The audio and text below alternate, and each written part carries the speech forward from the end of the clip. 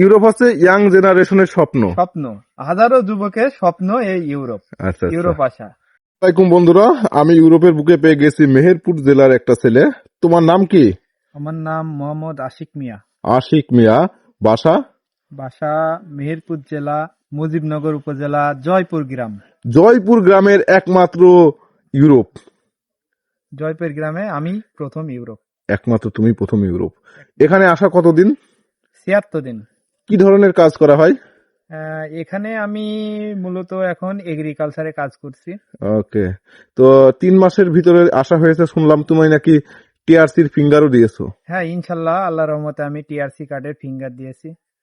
আচ্ছা, তাহলে তো টিআরসি কার্ডও পেতে চলেছো? হ্যাঁ, ইনশাল্লাহ আল্লাহর রহমতে টিআরসি কার্ড, আল্লাহ চাইলে অল্প দিনের ভিতরে টিআরসি কার্ডটা পেয়ে যাব।